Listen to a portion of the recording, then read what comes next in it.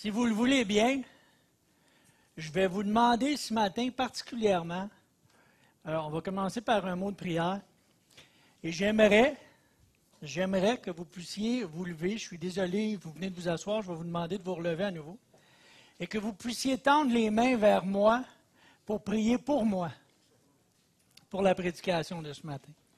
Priez pour que Dieu puisse vous nourrir au travers de cette prédication-là et me donner l'onction qui est nécessaire pour parler de ce que je veux vous parler ce matin.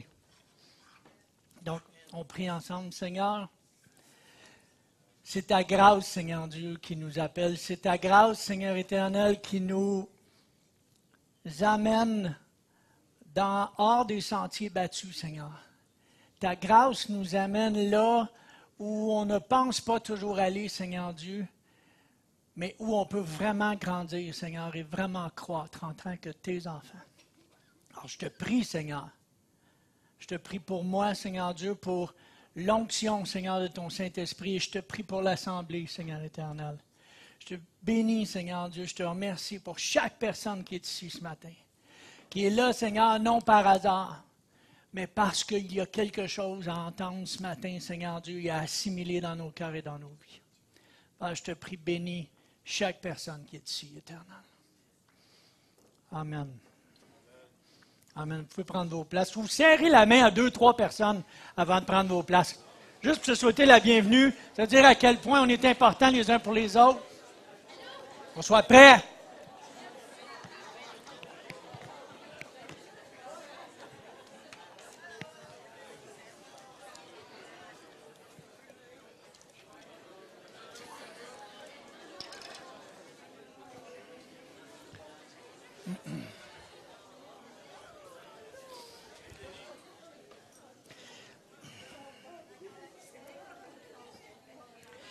Je ne sais pas si vous réalisez la bénédiction qui coule sur l'Église Fusion, mais quand on y pense, on a Pasteur David, qui est un visionnaire, mais un homme de prière. Quelqu'un qui est proche de la vision de Dieu, mais qui est aussi un homme qui est en prière régulièrement. On a Pasteur Serge, qui est un théologien, un homme de lettres, mais amoureux des siens. Et vous avez, moi, bon, il n'y a rien de parfait, mais quelqu'un qui cherche à être un homme fait, et quelqu'un qui cherche à vous aider à devenir des hommes et des femmes faites. Je suis honoré d'ajouter ma voix à celle de Pasteur David pour la série Croissance. Et ce matin, le sujet que j'ai à vous adresser, Pasteur David, dans son introduction sur la série Croissance, a parlé de qualité et a parlé de quantité. Moi, ce matin, je veux vous adresser un point spécifique concernant la qualité. La qualité du croyant. Et comme Pasteur David, il l'a si bien dit, des chrétiens de qualité vont attirer des gens qui vont augmenter la quantité. Il a dit, personne ne doit trouver normal que l'Église ne grandisse pas. Et moi, je vais ajouter à ça, personne ne doit trouver normal qu'il ne grandisse pas. Si aujourd'hui, vous avez encore le même témoignage que v'là 15 ans ou 20 ans, vous ne devriez pas trouver ça normal. Il faut qu'il y ait des nouveautés. Il faut qu'il y ait des choses qui se soient ajoutées. Il faut qu'il y ait une évolution qui se soit faite dans votre vie chrétienne, dans notre vie chrétienne. Et ce matin, je veux adresser ça avec le sujet phobos. Il y en a qui m'ont demandé tantôt, qu'est-ce que ça veut dire phobos? Je vais vous l'expliquer. Vous allez voir, ça va venir. Mais la croissance sans la croix n'a pas de sens. La vraie croissance se passe, ce n'est pas une erreur de frappe, comme dirait Pasteur David, j'ai juste voulu poursuivre l'idée. La croissance, la véritable croissance du chrétien, si elle n'est pas dans le sens de la croix n'a pas le sens qu'elle devrait avoir. Ce matin, je veux vous encourager à continuer de courir. Ne pas vous arrêter et ne pas vous laisser intimider ou déranger ou attirer par des choses qui peuvent paraître attirantes, mais qui en bout de ligne sont des pièges. Mais qui en bout de ligne sont des pièges. La Bible nous dit le commencement de la sagesse, c'est la crainte de l'Éternel. La connaissance du Dieu saint, voilà en quoi consiste l'intelligence. Ce que je veux parler avec vous ce matin, c'est quoi la crainte de Dieu. Je veux adresser avec vous ce matin, et je veux qu'on regarde ensemble et qu'on porte un regard sérieux sur c'est quoi la crainte de Dieu, l'expression ou la notion de la crainte de Dieu, ou de craindre Dieu, ou à la limite d'avoir peur de Dieu, se trouve plus que 300 fois dans la Bible, Ancien et Nouveau Testament, 47 fois dans le Nouveau Testament. C'est sérieux. La crainte de Dieu, ce n'est pas juste un respect ou une révérence. Il y a plus que ça dans la crainte de Dieu. L'expression, Albert Barnes a dit, la crainte de Dieu, ce n'est pas tant la peur de la punition, mais de la désapprobation. Pas tant de la crainte de la souffrance, mais la crainte de mal faire ou de ne pas faire ce que Dieu nous appelle à faire. La crainte de Dieu, ce n'est pas de souffrir, ce n'est pas d'avoir peur de souffrir. Plus loin, ça nous dit, Matthew Henry a dit, là où il n'y a pas de crainte de Dieu, il n'y a pas de bon à en attendre. La crainte de Dieu est tellement importante dans la Bible, c'est un sujet qui est tellement important que les commentateurs disent que s'il n'y a pas de crainte de Dieu, il manque quelque chose. Et lorsqu'on était en groupe le mercredi, on se réunit chez moi pour la prière, puis j'ai eu cette réflexion-là. Et ceux qui sont dans le groupe avec moi vont voir, il y a des idées qui sont sorties de cette réflexion-là. Ça fait plusieurs semaines que je réfléchis sur ce sujet-là. La Bible nous dit « Honorez tout le monde, aimez les frères, craignez Dieu, honorez le roi ». Le commentaire de Jameson, Fawcett and Brown fait remarquer « Le roi doit être honoré, mais Dieu seul, dans un sens plus élevé, doit être craint. » Il y a une différence entre le fait d'avoir de l'honneur, d'avoir de la révérence, d'avoir du respect envers Dieu et d'avoir de la crainte par rapport à Dieu. Est-ce que vous me suivez? J'ai vraiment l'impression. Il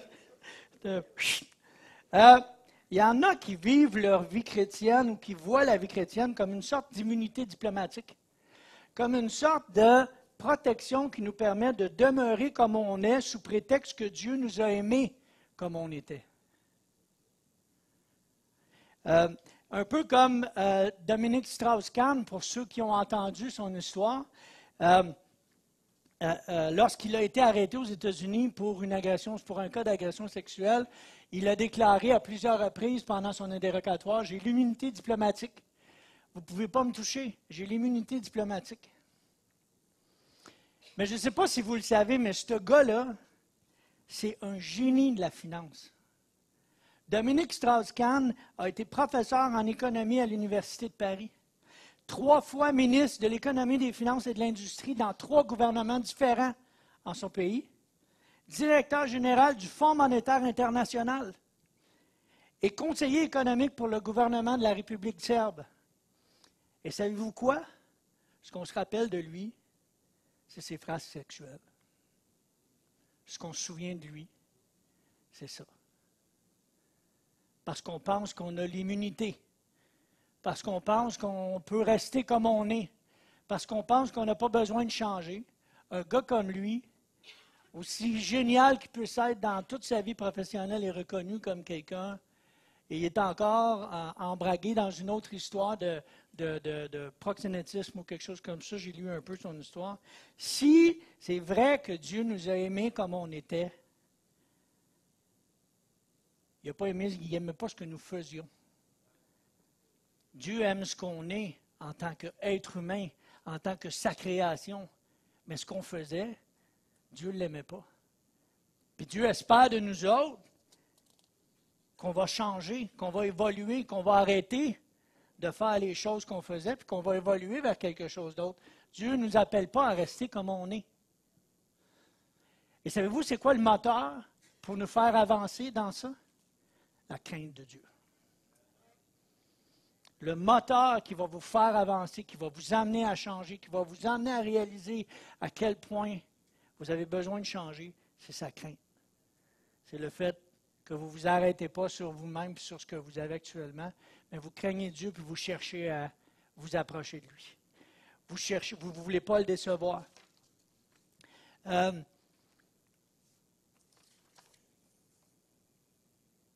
La crainte de Dieu, c'est la reconnaissance que Dieu est amour, mais qu'il est aussi saint. Qu'il n'est pas juste amour infini et éternel, une sorte de gourou. Dieu est saint. Dieu, je suis convaincu qu'on peut vraiment grandir et évoluer si on accepte le fait que Dieu est amour, mais qu'il est justice. Que Dieu n'est pas juste amour, Dieu est justice. Et pleinement les deux.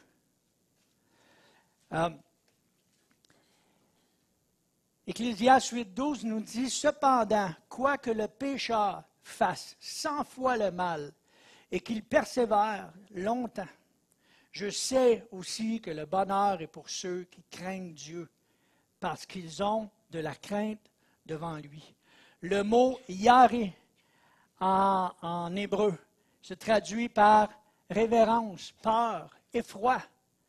Il y a quelque chose de pas juste respect. Il y a quelque chose de beaucoup plus grand que ça par rapport à ce que Dieu dit ou par rapport à la crainte de Dieu. 2 Corinthiens 7.1 nous dit, « Ayant donc de telles promesses, bien-aimés, purifions-nous de toute souillure de la chair et de l'esprit en achevant notre sanctification dans la crainte de Dieu. » La crainte, dans le Nouveau Testament, c'est le mot grec « phobos », qui veut dire peur, apeuré, alarmé, terreur. Allô? Wow! L'amour parfait bannit la crainte. Mais Dieu nous demande de le craindre, puis Dieu est amour.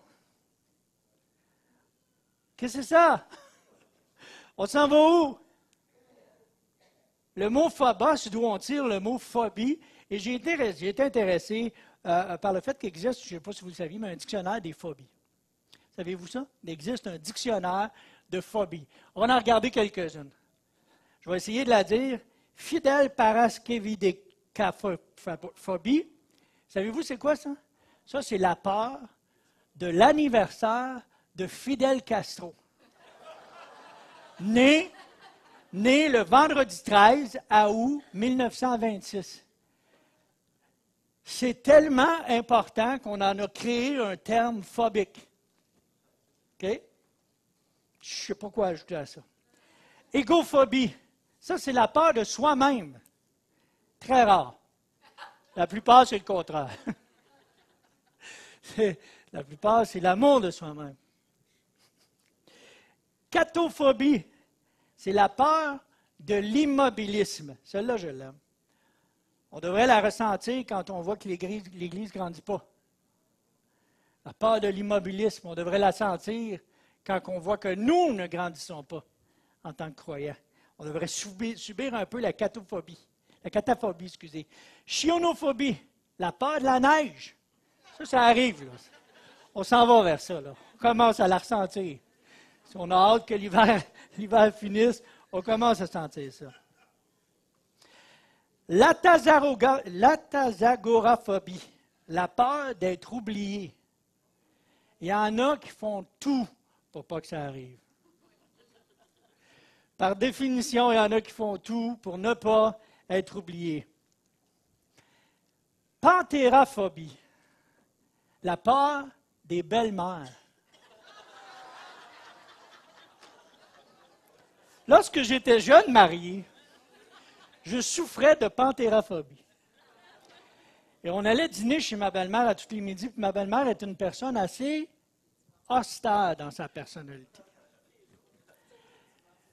Puis, à tous les dimanches, à peu près, on allait dîner là, puis j'étais allé dîner un dimanche midi, puis elle faisait une espèce de plat avec du macaroni, puis toute la garniture d'une pizza, puis du fromage fondu là-dedans, puis tout. C'était très, très bon. J'en avais mangé 2 plats, 2 assiettées, et j'étais bourré, puis comme j'ai fini mon assiette, elle arrive à côté de moi, ma belle-mère, avec un dessert, gros morceau de gâteau, 2 boules de crème glacée, glaçage, tout ce que vous voudrez.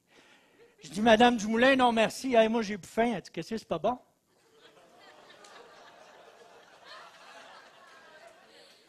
Panthéraphobie, j'ai mangé tout le morceau de gâteau, toute la crème glacée. J'ai passé l'après-midi sur le divan à essayer de... Panthéraphobie. La phobophobie, c'est la peur d'avoir peur. La pantophobie, c'est la peur de tout. Tu fais quoi quand tu as peur de tout? Et finalement, l'homilophobie, c'est la peur des sermons. J'espère que vous n'êtes pas atteint de cette maladie-là et que si vous êtes atteint, sachez que votre Dieu peut vous guérir et peut vous libérer ce matin. Amen!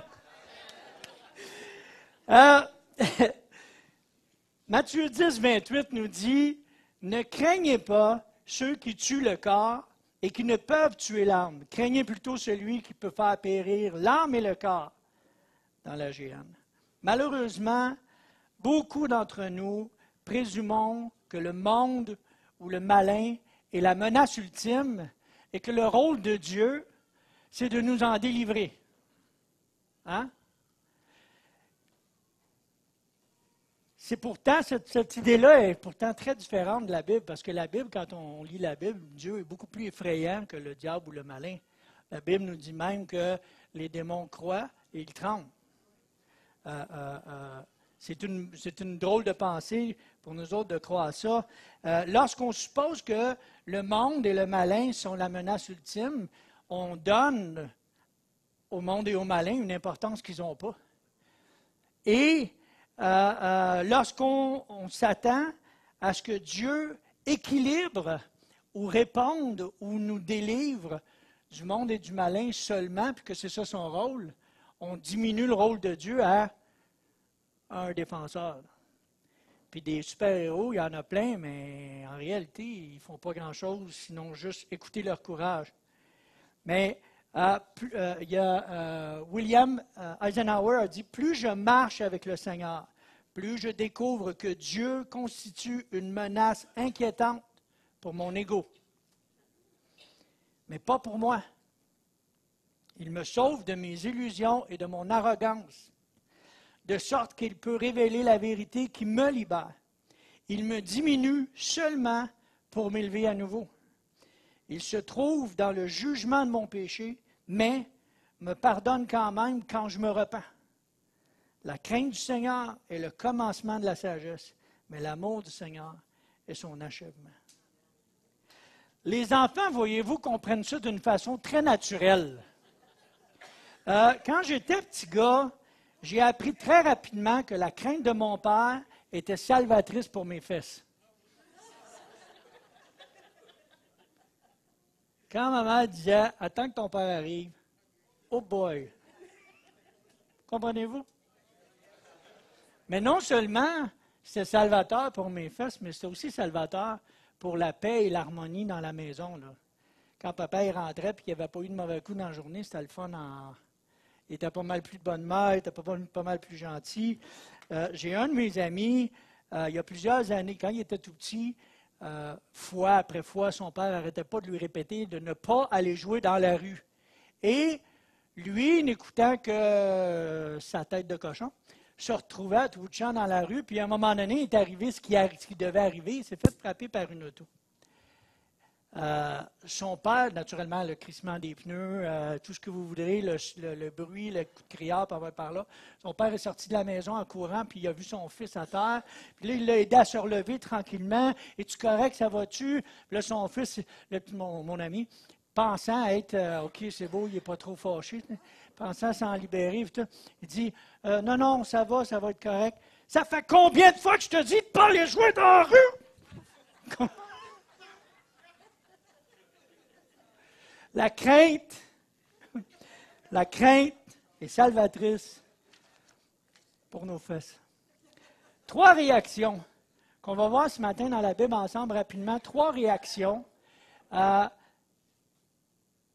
Des exemples de personnes qui, face à la crainte, ont eu une réaction qui devrait être engendrée dans chacun de nos cœurs, dans chacune de nos vies, plus on pratique la crainte, plus on apprend à se soucier de ce que Dieu pense, plus on va développer ces réactions-là. Donc, la réaction première de la crainte qu'on voit dans la Bible, ou une des premières réactions, c'est la réaction de Joseph. Joseph et la fuite.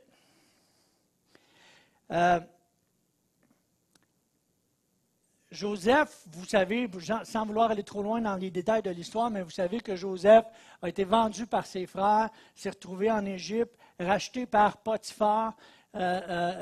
Potiphar, voyant la faveur de Dieu sur sa vie et sur son cœur, en est venu à lui remettre complètement toute l'autorité sur sa maison. Joseph n'avait personne au-dessus de lui, même Potiphar ne prenait pas connaissance de ce que Joseph faisait, tellement que la confiance était établie entre lui et son maître. Après ces choses, au verset 39 de Genèse, au chapitre 39, verset 7 de Genèse, après ces choses, la femme de Potiphar s'est mise à le harceler. Okay? Puis la Bible, elle est très descriptive. Si vous avez vos Bibles, vous pouvez regarder avec moi dans Genèse 39, les versets 7. Sinon, les versets apparaissent à l'écran. Après ces choses, il arriva que la femme de son maître porta les yeux sur Joseph et dit, « Couche avec moi. » C'est pas comme... Hein? C'était pas subtil. Ça manquait de subtilité. Il refusa et dit à la femme de son maître, « Voici, mon maître ne prend avec moi connaissance de rien dans la maison. Il a remis entre mes mains tout ce qui lui appartient. Il n'est pas plus grand que moi dans cette maison. Il ne m'a rien interdit, excepté toi, parce que tu es sa femme. Comment ferais-je un aussi grand mal et pécherais-je contre Dieu? » Sa crainte de Dieu. Quoiqu'elle parlât tous les jours à Joseph, il refusa de coucher auprès d'elle, d'être avec elle. Un jour, qu'il était entré dans la maison pour faire son ouvrage et qu'il n'y avait là aucun des gens de la maison, elle le saisit par son vêtement en disant, « Couche avec moi. » Il lui laissa son vêtement dans la main et s'enfuit au dehors. Le mot hébreu s'enfuit veut dire nous veut dire directement disparaître. I'm vanished, I'm out of here. Il n'est pas question que je touche à ça. Comprenez-vous? La crainte de Dieu fait en sorte que Joseph fuit littéralement. Il disparaît. Et c'est intéressant de voir que le même mot nous en hébreu veut dire aussi élever un standard. Est-ce que j'ai besoin d'en dire plus? Dieu nous demande d'avoir des standards élevés.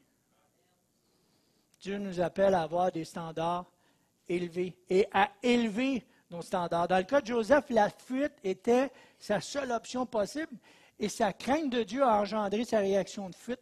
Il n'a pas eu sa récompense tout de suite. Il s'est même retrouvé en prison, accusé et retrouvé en prison. Il a passé quelques années en prison, ou on pense quelques années en prison, pour ensuite, encore une fois, obtenir sa récompense. Ça aurait pu être perçu pour lui comme un échec. J'ai fui, je me suis sauvé, il aurait fallu que je reste là. Il aurait peut-être fait... Comprenez-vous, dans sa tête, il y a plein de choses qui ont dû se passer pendant qu'il était en prison, puis qu'il réfléchissait à tout ça, puis qu'il pouvait se dire n'importe quoi. Mais à un moment donné, Dieu s'est révélé Et l'exemple qui nous est laissé, c'est il y a des choses dans la vie qu'il faut avoir assez de courage pour fuir.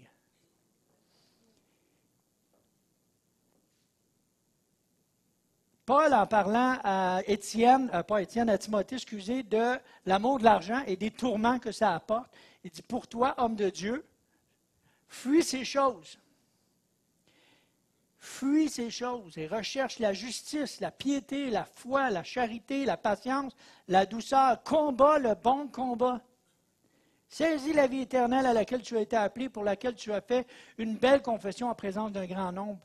Quelquefois, combattre le bon combat, ça veut dire je disparais, je n'ai pas d'affaire là, ce n'est pas ma place. Il y a des fois où est-ce qu'on est appelé, la crainte de Dieu devrait nous appeler à fuir. Encore dans la deuxième lettre, Paul va dire encore à Timothée, fuis les passions de la jeunesse et recherche la justice, la foi, la charité, la paix avec ceux qui invoquent le Seigneur d'un cœur pur. Il faut être assez brave pour fuir. Certains d'entre vous, vous n'avez pas assez peur. On n'a pas assez peur. Pas assez peur des conséquences de vos gestes quand vous êtes tentés. De ce que ça va produire après. Pas assez peur de ce que vous laissez entrer comme image, comme message dans vos cœurs, dans vos têtes. Pas assez peur des paroles qui peuvent sortir de votre bouche quand vous êtes frustré. Sur le pont Jacques-Cartier, pour ceux qui pognent le trafic. Ou dans un état de colère, dans un état de frustration. Pas assez peur de l'argent, des promotions, des augmentations de salaire qui peuvent paraître intéressantes, mais qui vont vous éloigner de ce que Dieu a pour vous autres.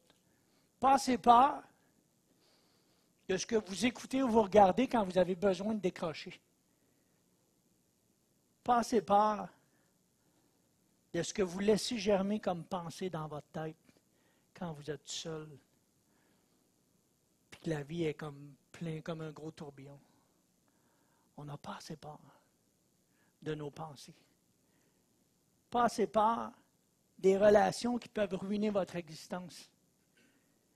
Pas assez peur des deals qui vont vous éviter de payer des taxes. Pas assez peur des jobs en dessous de la couverte. Pas assez peur. On n'a pas assez peur du péché et de tout ce que ça peut nous amener ou impliquer ou développer à l'intérieur de nous autres. Pas assez peur. Comprenez-vous que des fois, la fuite est la meilleure chose à faire. En fait, la fuite, des fois, c'est la seule option possible. Tiens-toi loin. Jésus va dire, si ton œil est pour toi une occasion de chute, arrache-le. Il n'est pas en train de dire, t'arracher ton œil. C'est un langage, c'est parabolique. Quand Jésus dit, je suis la porte, il n'y a pas une porte. Quand il dit d'arracher son œil, il ne veut pas dire d'arracher son œil, mais ce qui t'éloigne de lui ou ce qui t'approche de ce qui est une occasion de chute pour toi, fuis-le. Tiens-toi pas là.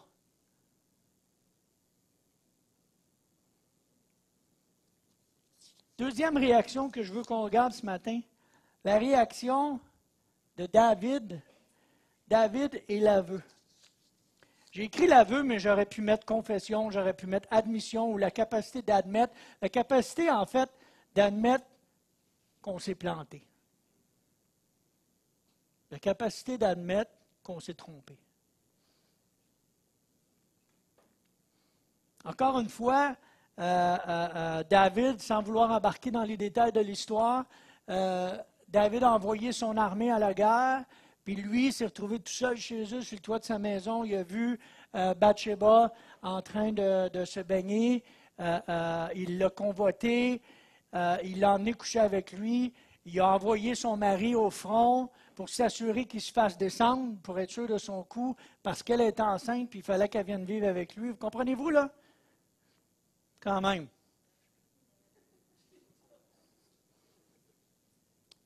Puis, l'Éternel envoie Nathan et il vient lui raconter une histoire d'un homme riche qui, lui, avait plein de brebis, plein de bœufs, plein d'ânes, puis tout le kit, mais il arrive un étranger chez eux et il ne veut pas utiliser ses affaires pour nourrir l'étranger ou l'ami qui vient chez eux. Fait qu'il va voir le pauvre à côté qui a juste une petite brebis à lui, puis qui prend soin, puis qui mange avec. Il la prend, il l'enlève à son voisin pauvre, il la tue, il l'égorge, il a fait cuire pour pouvoir la donner à l'étranger qui est arrivé chez eux. Quand David entend cette histoire-là, enragé, cet homme-là mérite la mort. Cet homme-là mérite la mort. Puis en plus, il devrait donner 4 brebis pour le... Je ne sais pas que ça change une fois que tu es mort, mais la Bible donne ce détail-là. Comprenez-vous? Puis Nathan lui dit, tu es cet homme-là. Là, David est placé devant un choix. Est-ce que j'avoue ou est-ce que je me défile? Est-ce qu'on s'est déjà retrouvé dans une situation où est-ce que c'est awkward? Hein? On le sait que ce qu'on a fait, c'est borderline. Puis on est découvert, puis là on a la possibilité d'avouer, d'admettre. Ou on n'a pas la possibilité de se défiler. Puis dire, c'est pas de ma faute. Hein?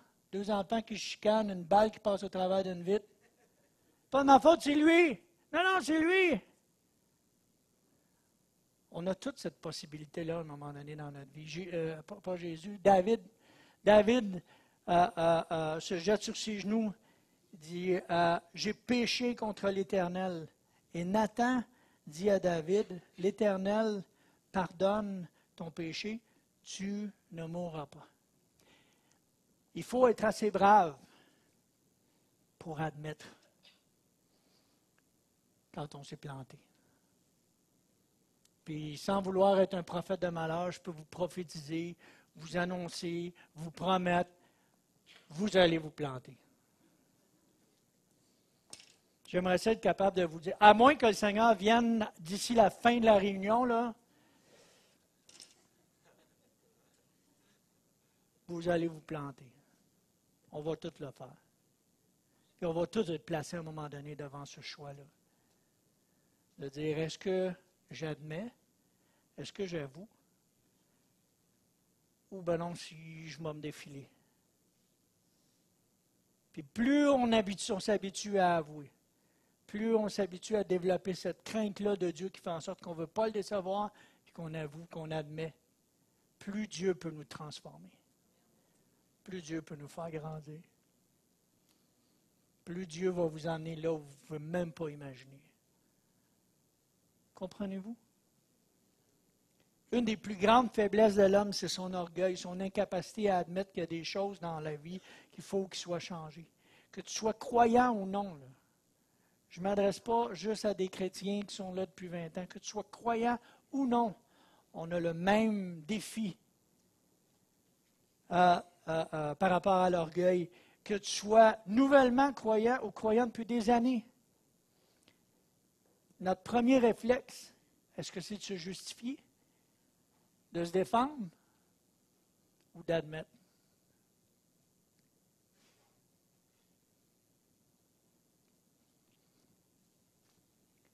Quand on lit le psaume 51, on comprend que David n'arrivait pas à se convaincre que son péché n'était pas si grave que ça.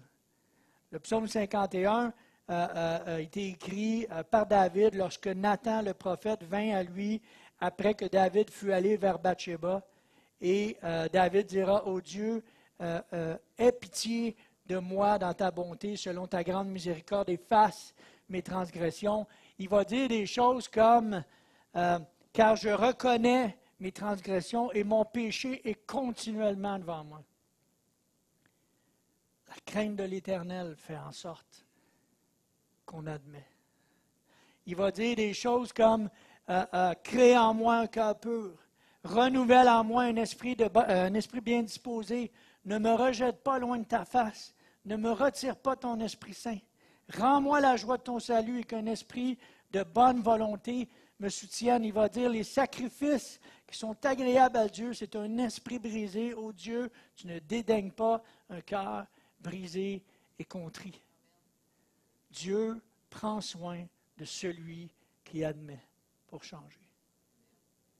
Dieu prend soin de celui qui se repent. Dieu pardonne le péché. Dieu te pardonne, tu ne mourras pas, que Nathan dit à David, parce qu'il a admis son péché. C'est probablement la chose qu'on comprend pourquoi faire que David est un homme selon le cœur de Dieu. C'est sa capacité d'admettre. De ne pas rester comme il est.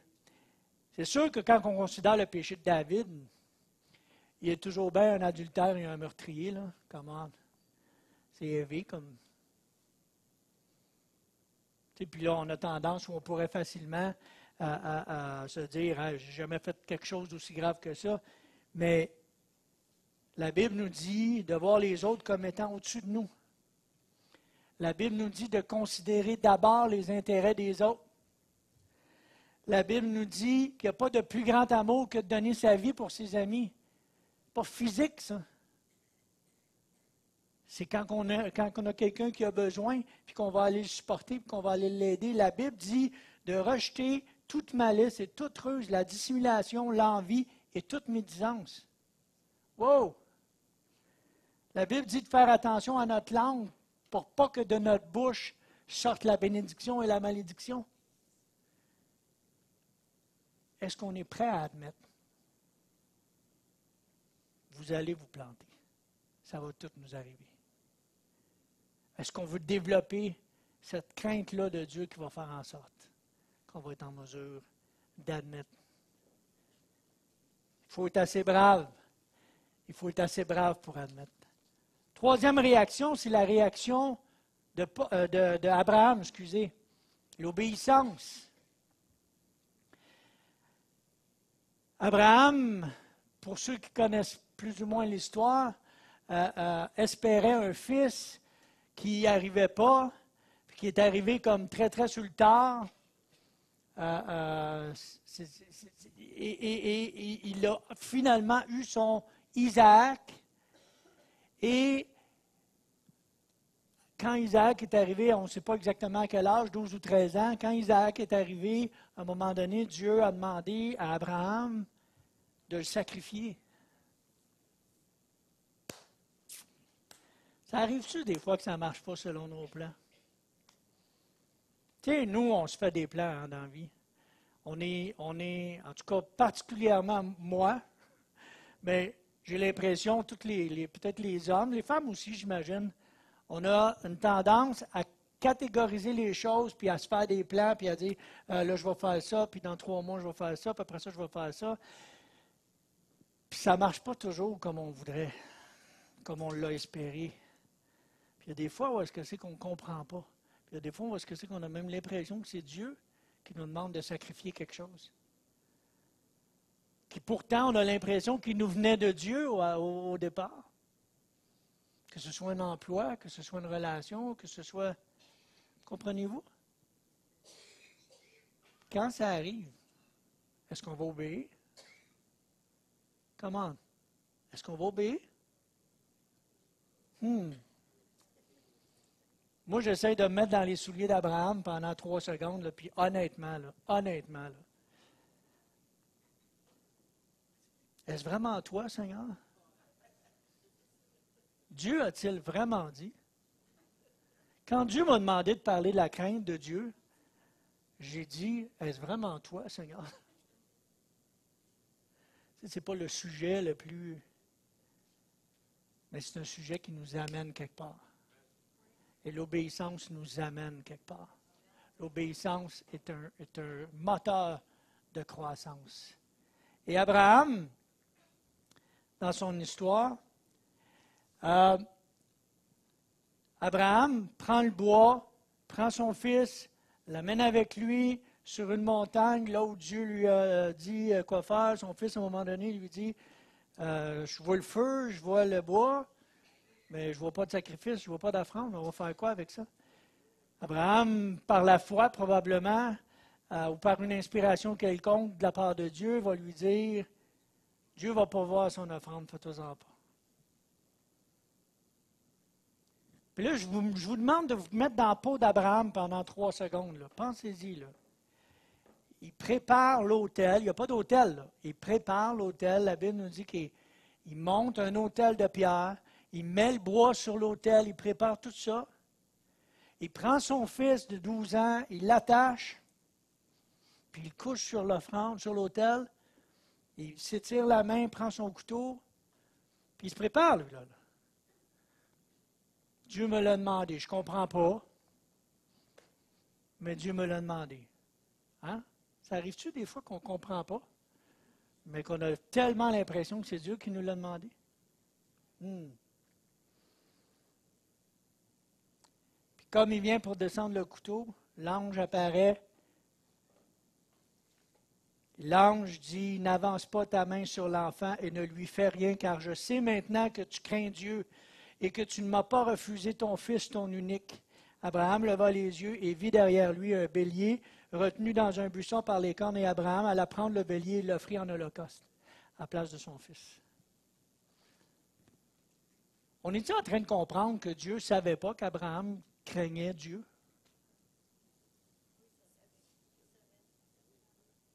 Est-ce qu'on est en train de saisir qu'il y a quelque chose que Dieu ne savait pas?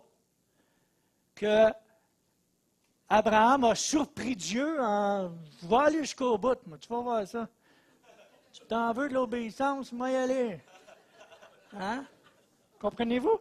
On est en train de comprendre que Dieu arrête Abraham et dit « OK, c'est beau, c'est correct, je le sais que tu me crains à cette heure. Maintenant. Maintenant, je sais. » Moi, je pense que Dieu le savait avant, là. Mais à quoi ça sert, ça? Ça sert qu'Abraham devait comprendre les profondeurs de l'obéissance. Abraham devait comprendre jusqu'à quel point lui, sa crainte était développée et son obéissance était grande. C'est pour ça qu'Abraham aujourd'hui est un exemple de foi. C'est pour ça qu'Abraham aujourd'hui est cité des milliers d'années plus tard dans le Nouveau Testament, dans les Épîtres, comme un homme de foi. Parce qu'il a craint Dieu, il est allé jusqu'au bout. Pas parce que Dieu ne savait pas qu'il irait jusqu'au bout. Là. Dieu le savait. Là. Mais Abraham avait besoin de le savoir. Puis des fois, Dieu nous amène à des places où on ne veut pas aller parce que Dieu veut qu'on sache jusqu'où on peut aller. Jusqu'où on est capable d'aller. Puis des fois, on a l'impression qu'il nous a emmenés jusqu'à une certaine limite, là, puis on a tellement... Puis là, on se dit, mais je ne pourrais jamais d'être capable d'endurer plus que ça quand Dieu nous en a délivré. Puis savez-vous quoi? Le prochain coup, il va vous amener un peu plus loin.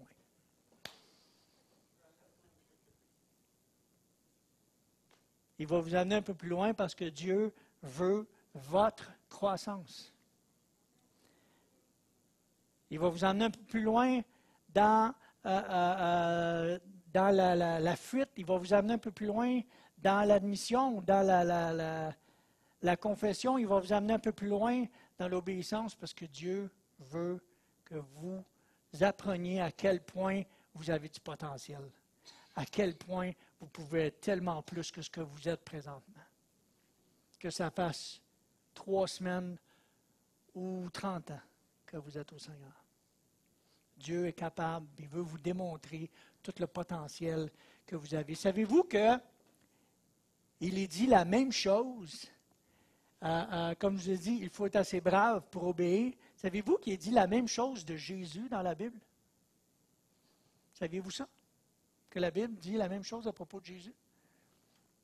Si on va lire ensemble Hébreux 5, à partir du verset 7, en parlant de Jésus, il dit, c'est lui qui, dans les jours de sa chair, ayant présenté avec de grands cris et avec larmes des prières et des supplications à celui qui pouvait le sauver de la mort, et ayant été exaucé de sa piété, à cause de sa piété, a appris, bien qu'il fût fils, l'obéissance par les choses qu'il a souffertes. Et qui, après avoir été élevé à la perfection, est devenu pour tous ceux qui lui obéissent, l'auteur d'un salut éternel. Est-ce qu'on est en train de comprendre que Jésus avait besoin d'apprendre l'obéissance? Absolument pas. Jésus avait besoin de nous laisser l'exemple ultime de l'obéissance pour que nous puissions prendre cet exemple-là et l'appliquer dans notre vie. Pour que nous puissions comprendre les profondeurs de la crainte de Dieu et de l'obéissance. Pour que nous puissions, encore une fois, devenir ce que Dieu veut qu'on devienne. Et grandir, et évoluer, et croître comme Dieu veut qu'on le fasse. On a tendance à croire que nos façons de penser sont les bonnes façons de penser. Right? Est-ce que je suis tout seul à penser comme ça? On a l'impression que, basé sur l'expérience qu'on a dans la vie, moi, j'ai élevé 4 enfants, puis j'ai l'impression de savoir comment élever des enfants. Hein? Moi, ça fait 15 ans que je travaille dans un certain domaine, puis j'ai l'impression que je suis relativement connaissant de mon domaine. Ça fait plusieurs années que j'appartiens à Christ, puis j'ai l'impression que je connais pas mal la Bible, les vérités, les doctrines, etc. Mais ce n'est pas vrai. Bonne nouvelle, vous avez encore à apprendre. La Bible nous dit que ces bontés ne sont pas épuisées et qu'elles se renouvellent chaque matin. Pas les mêmes, des nouvelles. Comprenez-vous? Fait que de penser que parce qu'on a vécu un tel verset ou une telle application biblique de telle façon dans notre vie, ça veut dire que c'est ça que ça veut dire pour tout le monde. Non, c'est pas vrai. C'est pas vrai. C'est l'application que Dieu en a faite dans notre vie, mais dans 6 mois, on pourrait revivre les mêmes versets avec une application différente parce qu'on est rendu ailleurs, parce qu'on a évolué puis parce qu'on a grandi. Si ça fait 20 ans que vous n'avez pas évolué, ça se peut que le même verset va vouloir dire la même chose. Mais ce n'est pas normal. Ce n'est pas normal. Dieu nous appelle à plus que ça. Dieu nous appelle à des plus grandes choses que ça. Il ne faut jamais oublier que Dieu transforme ou que Dieu déforme. Mais Dieu ne vous laissera pas conforme.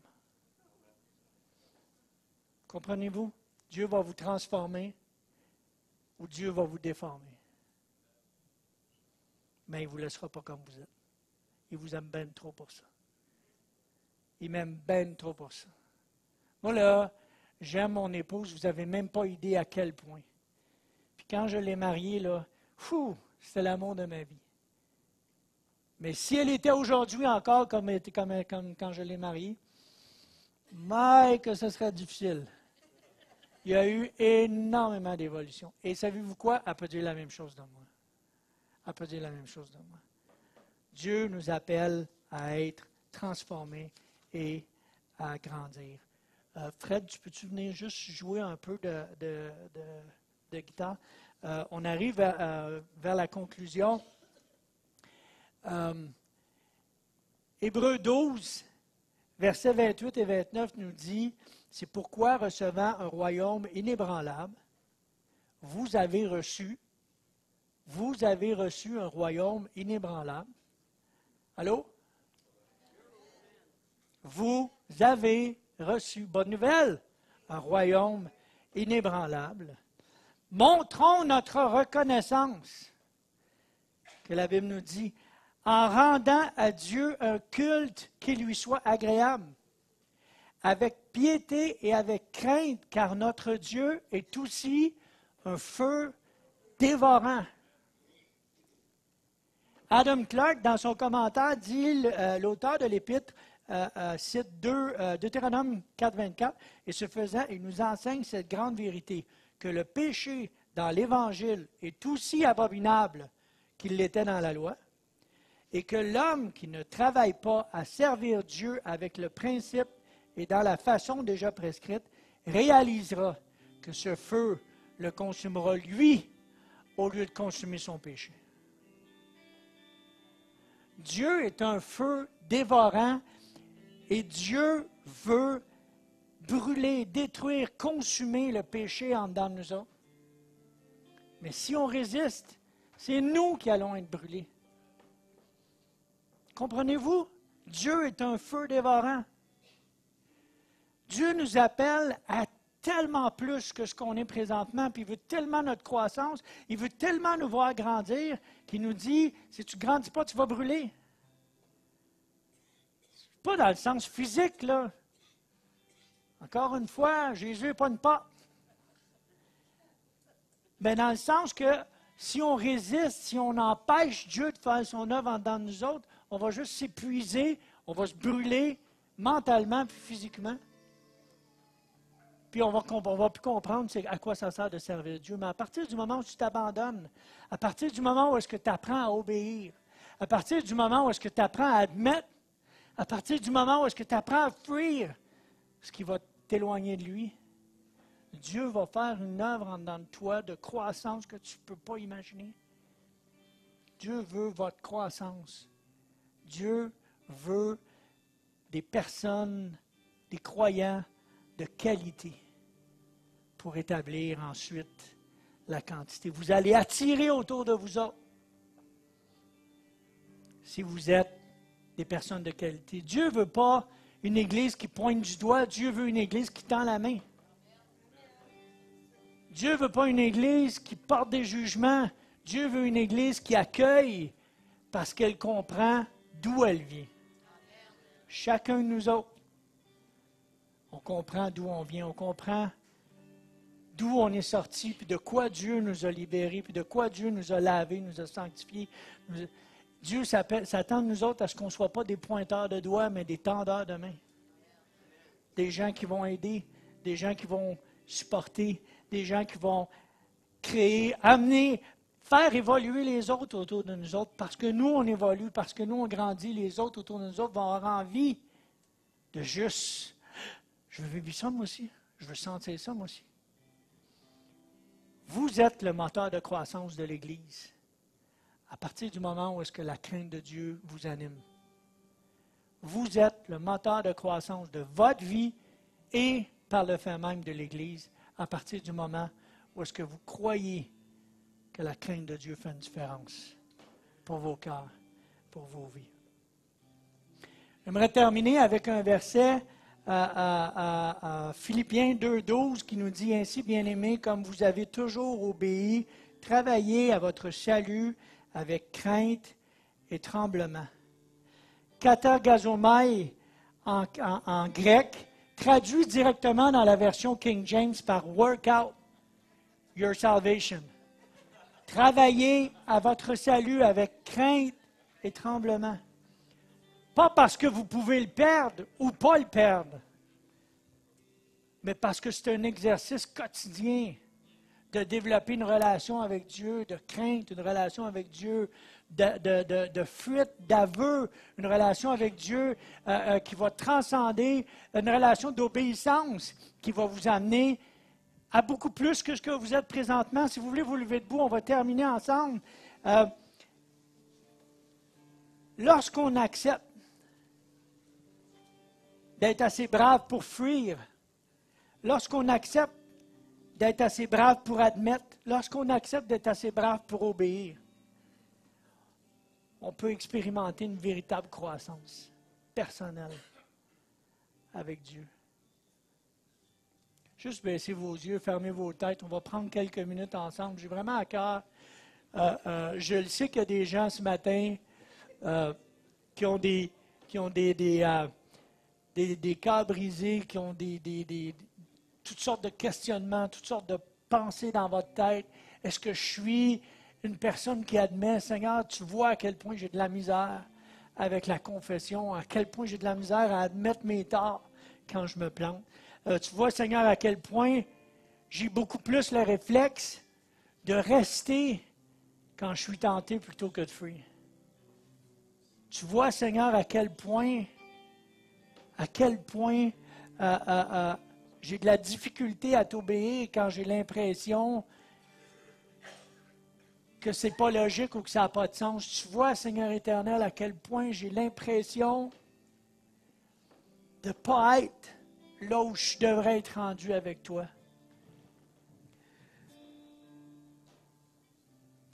Seigneur, chacun de tes enfants qui est ici ce matin, chacun de tes enfants, Seigneur Dieu, peut croître, grandir et goûter combien tu es bon et combien tu es grand et combien tu veux, Seigneur, notre croissance. Tu ne veux pas qu'on demeure où est-ce qu'on est, Seigneur Dieu. Où est-ce qu'on est, c'est bien, mais il y a tellement mieux. Père, je te prie d'agir. Je te prie de poser ta main, Seigneur Dieu, sur les cœurs des gens ici, Seigneur éternel, ce matin. Chaque personne qui est ici présente, Seigneur Dieu. Alléluia. Oh Dieu puissant, coule sur tes enfants, Seigneur. Descends, Seigneur Dieu. Descends, Seigneur éternel, par ton Saint-Esprit. Et viens, Seigneur Dieu, apaiser. Viens, Seigneur, pardonner. Viens, Seigneur, guérir. Viens restaurer, Seigneur Dieu. Révèle-toi, mon roi. Père, que ce message, Seigneur Dieu, puisse être imprégné, Seigneur, enraciné dans nos cœurs. Que nous puissions apprendre, Seigneur Dieu, à te craindre, Seigneur éternel, à craindre de te décevoir, Seigneur, à craindre de mal faire, à craindre de ne pas être ce que tu veux qu'on soit. Apprends-nous, Seigneur Dieu, la peur. Apprends-nous, Seigneur, la crainte qui est nécessaire à nos cœurs et à nos vies. Apprends-nous l'obéissance. Apprends-nous, Seigneur Dieu, la confession éternelle Tout-Puissant. Révèle-toi, Jésus, mon Sauveur, notre Sauveur. Et toute la famille de Dieu dit un dernier grand Amen. Alléluia. Terminé avec Proverbe 9:10, qui nous dit le commencement de la sagesse, c'est la crainte de l'Éternel, la connaissance du Dieu vivant. Voilà en quoi consiste l'intelligence. Soyez bénis. Gloire à Dieu.